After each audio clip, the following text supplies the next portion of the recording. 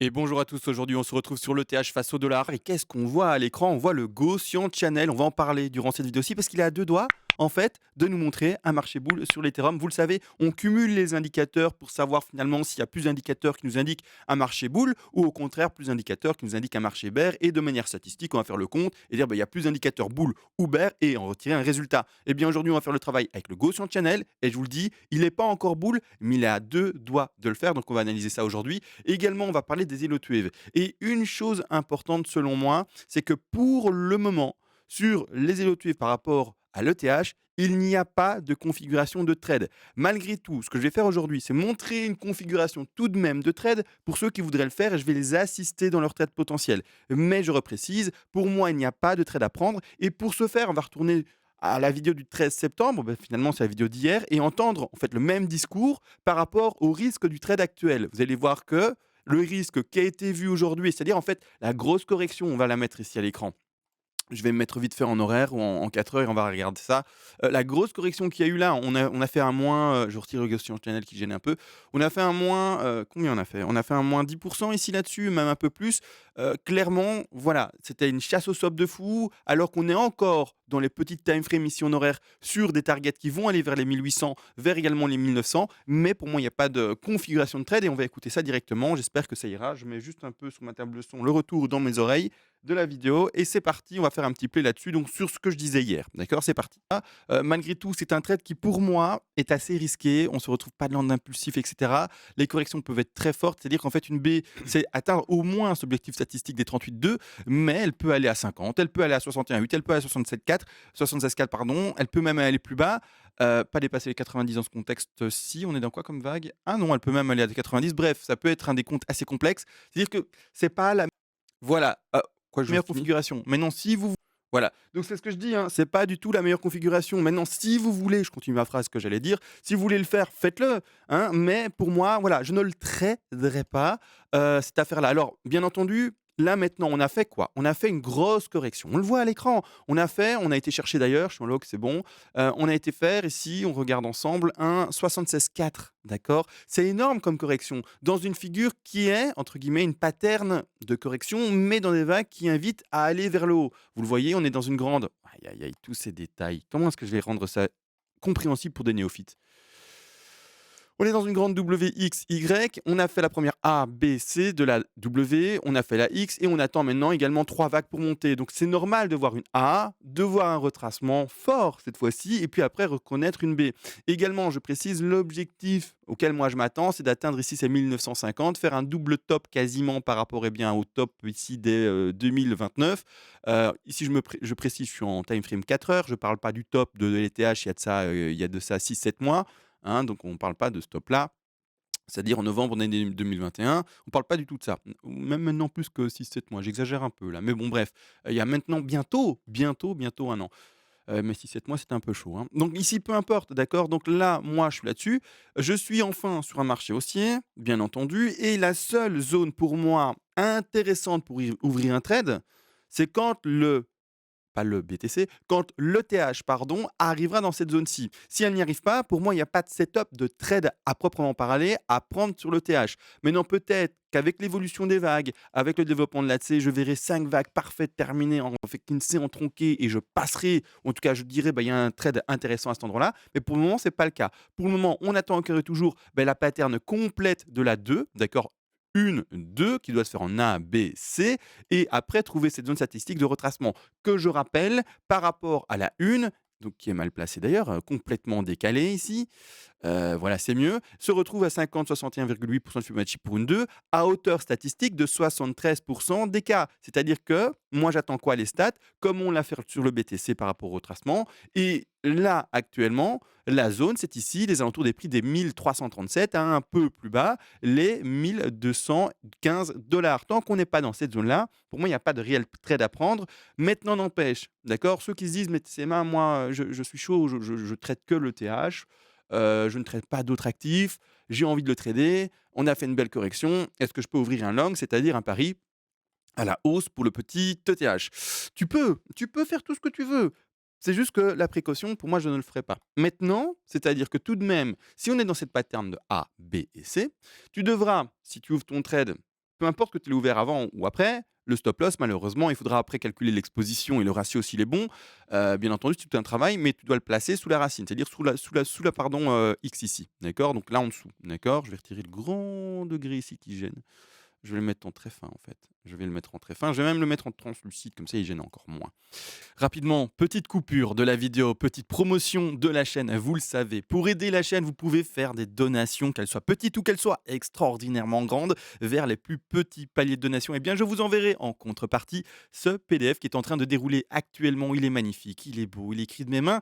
Il est petit pour que vous puissiez bien entendu apprendre rapidement, facilement et non pas vous retrouver avec une Bible, avec un bottin téléphonique et finalement jamais le lire, jamais le terminer, jamais rien comprendre. En plus, c'est complémentaire de mes vidéos et il est bien entendu plus complet que ce que j'amène ici en vidéo également dans l'apprentissage et la pédagogie. Également, les donateurs fous, ceux qui savent plus quoi faire de leur argent et qui se disent je vais aider le petit youtubeur, vous pouvez faire une donation folle, c'est-à-dire les paliers les plus élevés. Vous aurez bien entendu la possibilité de recevoir également le PDF, mais en plus une analyse à la demande par votre humble serviteur, moi-même, et je vous ferai une vidéo donc c'est-à-dire sur l'actif spéculatif de votre choix, qu'il soit crypto-monnaie ou pas, hein. D'ailleurs, ça peut être, pour donner un exemple, un actif boursier tout à fait classique, le forex également possible ou quoi que ce soit, peu importe. Et je vous ferai sur cet actif-là un plan de trading et un plan d'investissement, bien entendu.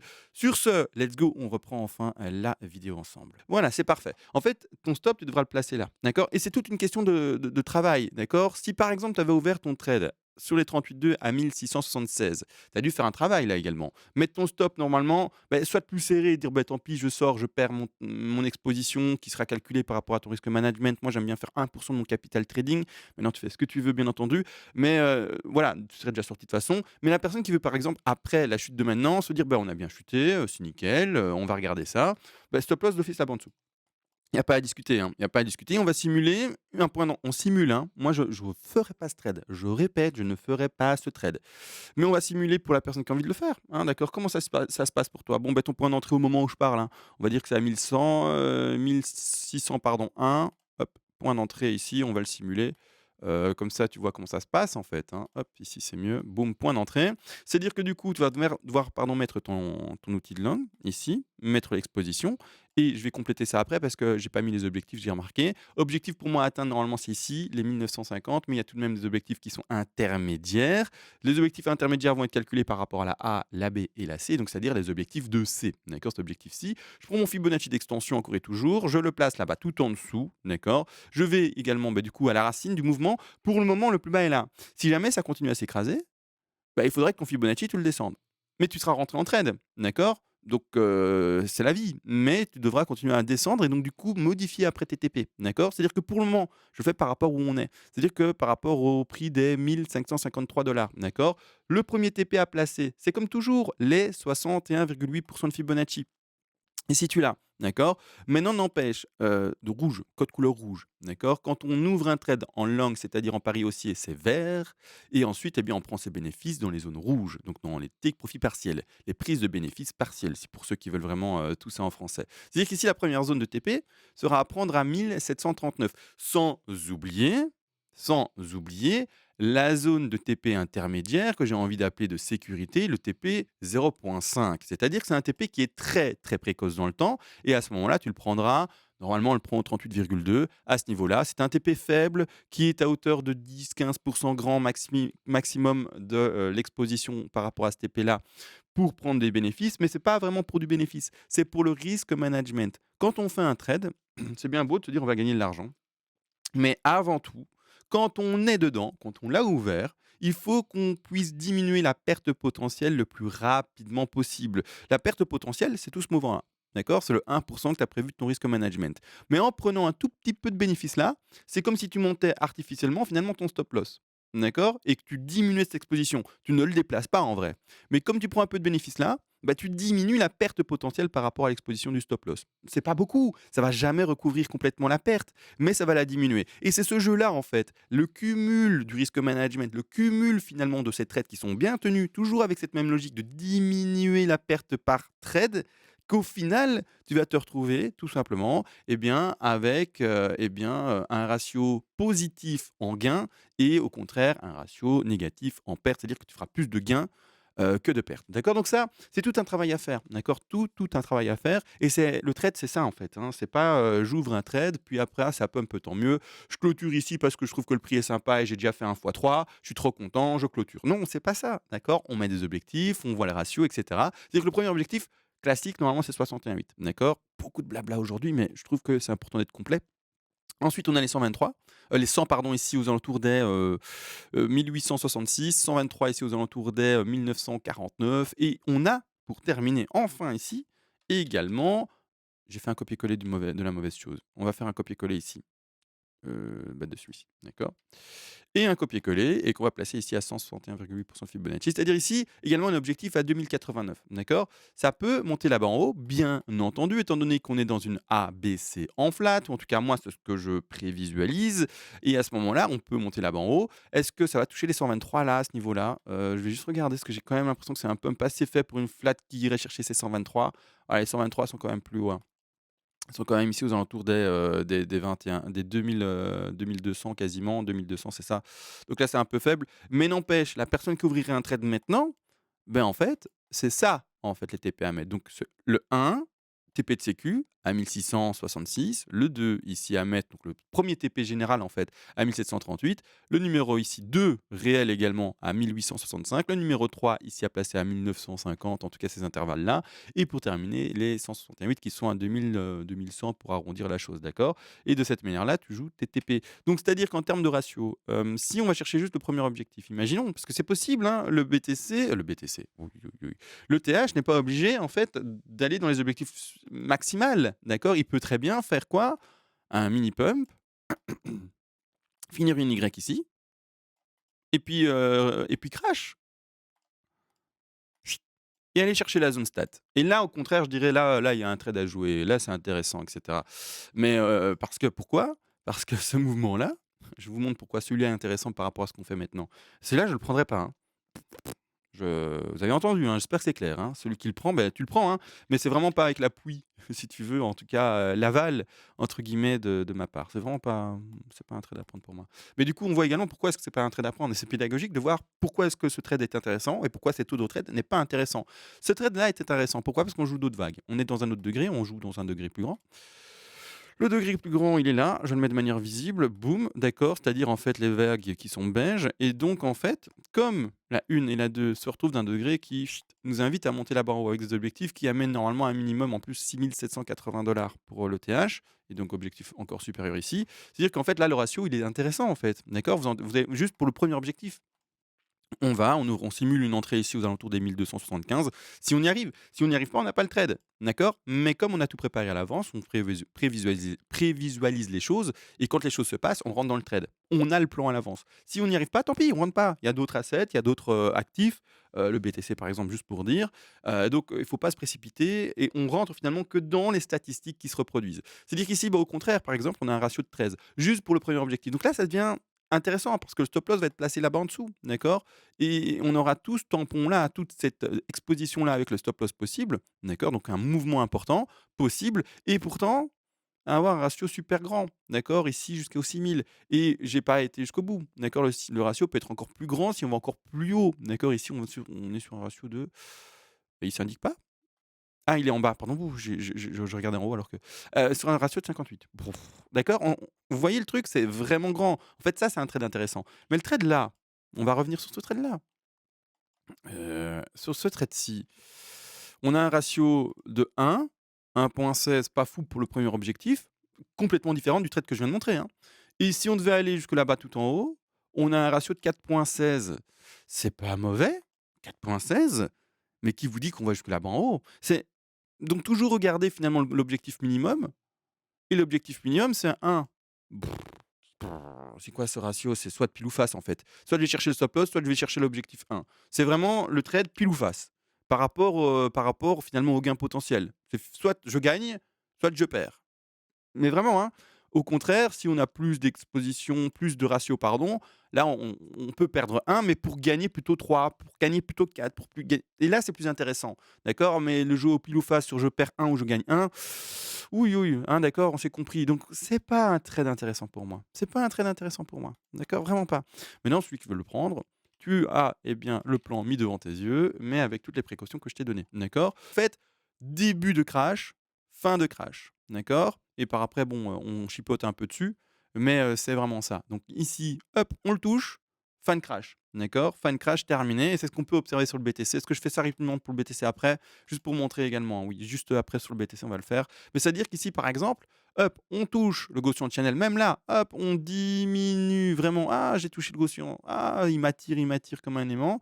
Je le touche et je passe en dessous. Maintenant, qu'est-ce qui se passe? C'est pas encore fait. C'est pour ça qu'au début de vidéo, je vous dis, on est à deux doigts, mais on n'y est pas encore. Mais on n'est pas si loin que ça non plus. C'est-à-dire qu'en fait, le Gaussian Channel, lui, de manière générale, ben, va continuer à baisser, comme ça. D'accord, il va faire son gaussian, quoi. D'accord, il va puis se stabiliser, et encore, c'est peut-être un peu fort, peut-être qu'il va se stabiliser à un moment comme ça. Enfin, vous avez compris, j'essaye de simuler le mouvement du gaussian. Bref, il va encore un peu légèrement baisser, puis après se stabiliser et puis après, bah, reprendre normalement son activité haussière si l'ETH, pardon, eh bien, est haussier un jour et s'il ne devait pas mourir. Maintenant, j'ose espérer, vu que maintenant je propose l'ETH sur, ma chaîne et je vous le dis, en fait, les actifs que j'ai choisi de présenter sur la chaîne, donc c'est-à-dire ETH, BTC, pour moi, c'est les valeurs sûres. Je ne vais pas commencer à analyser, je ne sais pas quel actif en public. Non, valeur pas sûre, d'accord? Valeur sûre, ETH et BTC. Je fais plus l'erreur de proposer en public des actifs qui sont pas sûrs pour moi, d'accord? En tout cas, où j'ai pas une forte conviction. L'ETH, ça commence à arriver, d'accord? La forte conviction et je trouve intéressant de pouvoir la proposer et d'autres actifs, c'est ridicule. Je vais pas proposer du tout, mais jamais même, sauf s'il se montre un jour intéressant, mais clairement pas, d'accord? Il faut qu'il soit sûr, vu l'impact que je peux avoir par rapport à ma visibilité, d'accord? Je suis pas d'accord, on s'est compris, quoi. Alors, quand on est un personnage entre guillemets «public», il faut, prendre des précautions et montrer que ce qui est entre guillemets «quasiment sûr». Encore une fois, on parle d'actifs qui sont spéculatifs et donc il y a jamais rien de sûr non plus. Malgré tout ici, beh, on n'est pas loin, d'accord, de la touchette et dès qu'en fait on touchera ce gaussian, bah, là, ça sera pour moi un signal supplémentaire de bull market, ici sur le TH. On n'y est pas encore et ça n'empêchera pas, hein, de continuer à fluctuer avec le TH peut-être, hein, et de jouer un peu dans le gaussian, d'accord? Imaginons que le gaussian a continué comme ça et de jouer un peu dans le gaussian, d'accord? Vous avez compris, quoi. Mais voilà, il faut comprendre une chose, c'est que dès qu'on l'aura touché, aimant, aimant, aimant, bottom connu ici. Pour le moment, c'est pas encore le cas. On a d'autres indicateurs que le bot qui nous indiquent un bottom de fait, mais là maintenant, c'est un indicateur supplémentaire, le fameux Gaussian Channel. Alors, comme il manque un peu finalement, et bien l'historique sur, le TH, on va aller sur le BTC juste pour le montrer. BTC, un graphique vide, s'il te plaît. On est bon. Ah non, je vais le mettre sur même le BLX. Comme ça, on a quelque chose de vraiment très complet. Ici, le BLX est parfait. Voilà, on est sur le BLX. Alors, la même chose ici. À chaque fois qu'en fait on touche le gaussian, on va faire le bottom. Et à chaque fois qu'on le retouche à nouveau vers le haut, eh bien, on va refaire de nouveau un nouvel ATH. Donc là, on retourne en année tout début, hein. Donc ici, c'est 2010 à gauche. On retourne 2011, 2012, là où un gaussian peut s'exprimer de manière complète, alors que le TH, malheureusement, c'est pas le cas. Dès qu'en fait on le touche, bear market qui commence. On va passer de l'autre côté du gaussian. On passe en dessous. Là, il y a le bear market qui s'est indiqué. Dès qu'on retouche le gaussian, d'accord, c'est terminé. On va repasser de l'autre côté à nouveau. Et donc, aimant, aimant, on joue un peu dedans s'il le faut. Et puis, on ressort et on repart en bull market. Même chose ici. On touche, d'accord, on clôture même dedans. Parce que là, je vois qu'on touche avec la mèche, mais on a continué. Ici, on clôture dedans, c'est terminé. Également, qu'est-ce qui se passe? Hop, on est happé par bien tout simplement le Gaussian Channel. On passe en dessous et on va faire tout simplement également le bottom. Rebelote, on retouche à nouveau le Gaussian Channel. Ça n'empêche pas d'un peu jouer, etc. Mais dès qu'on le touche à nouveau, rebelote, on repart de nouveau sur un marché qui est boule. Et là, actuellement, bah, toujours pas actuellement, on est déjà sur le troisième exemple ici. On passe de nouveau dans le Gaussian Channel. On clôture également avec le corps dedans. Qu'est-ce qui se passe? On rejoue un peu dedans, on en sort, le bottom qui a été fait à un moment. Et dès qu'en fait, eh bien, on retouche de nouveau ce Gaussian Channel, on est happé et on recommence un marché haussier. Après, on peut jouer dedans ou légèrement avec, mais dès que le bottom a été fait, dès qu'en fait on a eu notre première chute et qu'on retouche pour la première fois à nouveau le Gaussian, on passe sur un marché qui est boule de fond. D'accord? Donc oui, on fait des petits bottoms, etc. Mais de fond, on ne refait pas de plus bas. On ne refait pas de nouveau réel bottom plus bas que le bottom qui avait été indiqué. Et là maintenant, on en a eu par rapport, eh bien, au BTC, par rapport à l'ETH, on en est encore loin. Entre guillemets, l'ETH, on est beaucoup plus proche.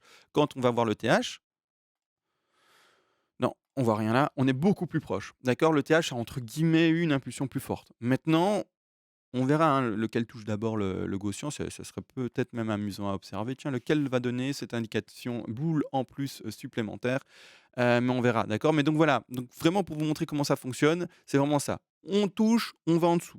On touche, on va au-dessus, d'accord? C'est vraiment ça. C'est un indicateur très simple, mais c'est comme ça qu'il s'utilise et c'est comme ça qu'on a envie de le lire également sur le TH. C'est-à-dire que pour le moment, ça se valide, d'accord? Je suis sur le TH, oui, et on n'est pas loin, d'accord? On n'est pas loin, même si vous l'avez entendu et vous le voyez, mon plan de trade à moi, c'est que peu importe, à un moment, ça redescende un peu et qu'on aille chercher les 1000, c'était 1 100 à 1 200 pour après rebondir. Je pense que c'était ça? Parce que je sais plus. 1 300 à 1 200, excusez-moi, je me suis trompé de 100 trop bas. Donc voilà, c'est vraiment ça que pour ma part, je veux exprimer sur le petit Gaussian de Chanel. Là, je suis sur quoi? Le BT-BLX, c'est pas ça, c'est ici que je veux, voir bien entendu, excusez-moi et c'est ça que je veux lire, d'accord? Vraiment clairement et enfin petit le Gaussian et enfin et bien repasser à la hausse. Donc là, maintenant, on a réellement tout vu.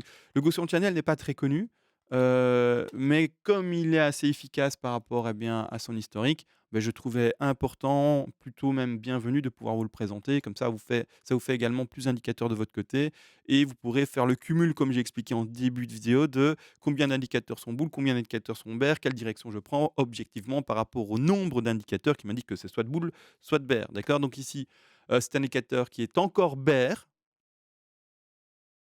mais qui est potentiellement bientôt boule et qui, quand sera boule, vous pourrez l'ajouter au panier des boules, d'accord?